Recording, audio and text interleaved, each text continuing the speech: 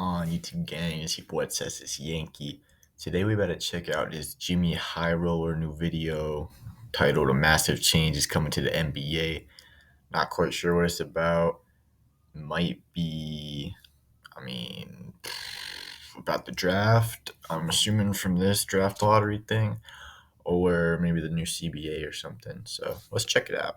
On April 1st of this year, the NBA and its players agreed to a new collective bargaining agreement. That's what I'm saying. The announcement of this new CBA broke news for about a day or two, and then it was shrugged off in I the just want to say shout out JxmyHighroller because this motherfucker shit is so high quality, bro. midst of the regular season. For the most part, it's a bunch of contract jargon, new Inconsistent. financial structuring and incentives, nuanced agreements between owners and players that us fans couldn't care less about. But built into the details of this fairly routine league adjustment are three major rule changes to how the Mid-season NBA thing will is operate. gonna be weird, Three I think. adjustments to rules, systems, awards, and honors that have been in place for decades and will change the way the NBA and its players navigate the season.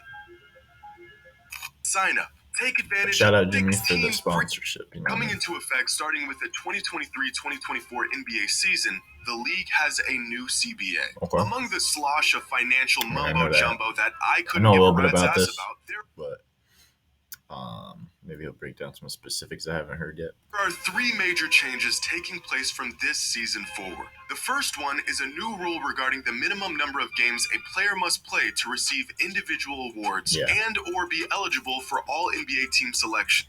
I do like this. It is gonna be unfortunate when someone like actually gets hurt, but we've already seen the voters kind of discriminate against that anyway. So I agree with this. It'll kind of cut down a little bit on the really excessive load management. I mean, I do think load management is useful in some cases, but just not when they abuse it, like the Clippers and stuff. So Previously, this threshold was 58 games, or about 70% of the season. But under the new CBA rules, a player now must play at least 65 games that's in a honestly a season to lot qualify more, for all awards and like honors. comparative. The overarching goal of this change being to reduce the amount of I would've load thought they needed, management like, around the 62 or league. 3 And surely, this per change will do just that. Over the last three seasons, of the 45 Honestly, they players who were should've. selected to an All-NBA team, 65 is 15 crazy. of them wouldn't have even qualified under the new rules. Like, I mean, I think there's still enough players that could make the pool that you'd be able to make the argument that they could be on there, that it's not too bad, that it looks like watered down if this is the case. But In fact, LeBron James would have missed the cut in all of the last three seasons. And 15 superstars not playing enough games over the course of three seasons may not sound like much, until you realize that in the previous 19 seasons combined, only 15 players made all NBA teams without playing at least 70% of the Jimmy's always got these wild stats, man. season. A requirement that pushes for about 10% more games played throughout a season for every superstar around the league may have a larger impact on the game than you would think. Which leads Ben Rohrbach of Yahoo Sports to beg the question, is it worth squeezing a handful more games from these stars to risk rewarding less prestigious candidates? Yes, absolutely. And this That's what I was saying. game requirement will also be in effect for individual awards, such as the MVP, Defensive Player of the Year, Rookie of the Year, and so on. The minimum game requirement here will have less of an effect on the league, since voters are already in a silent agreement that in order to be the best at anything, you have to play most of the games. This is the exact reason why, excluding shortened seasons, there's only been 2 MVP recipients that played less than 70 games since the league moved to the 82-game schedule in 1968. Bill Walton in 1978, and Joel Embiid just this past season. But still, we will inevitably see this new rule begin to change the way stars around the league navigate each season. Over the past decade, here are award winners that, under the new rules, wouldn't Okay. DeJounte Murray, Anthony Edwards. have even been eligible.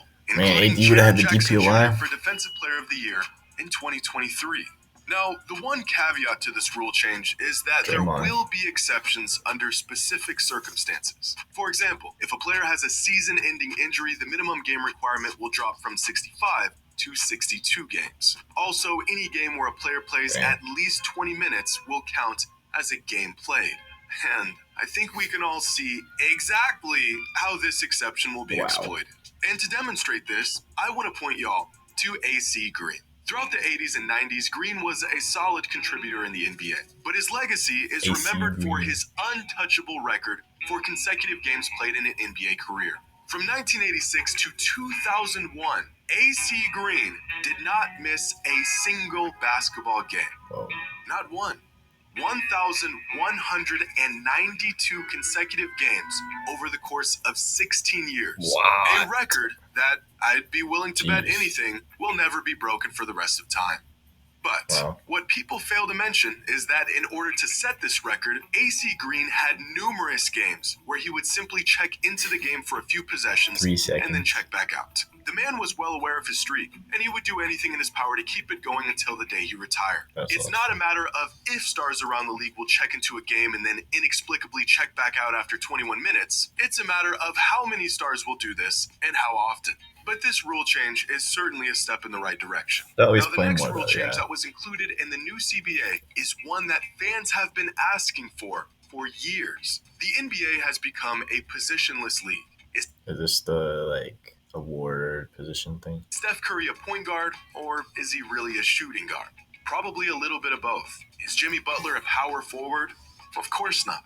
And yet he's listed as one. If you look up the words shooting guard in the dictionary, you'll find a picture of Klay Thompson, and yet he's listed as a small forward. Positions don't matter, and the NBA is finally taking notice of this starting next season and the way that they vote for all NBA teams. Because from this upcoming season forward, all NBA teams will no longer... I agree with this, yeah. I mean, at this point, it just kind of hankers, the truly best players from getting the awards. Be restricted to 2 guards, 2 forwards, and a center. Yeah. Instead, all NBA teams will be positionless. The 5 players who receive the most first... I think the All-Stars should be 2, honestly. ...place votes will simply be first-team All-NBA. Players who earn the 6th through 10th most votes will be second-team All-NBA, and 11th through 15th will be named third-team All-NBA. This change in the structure of how all NBA teams are chosen will fundamentally change the contractual leverage of players around the league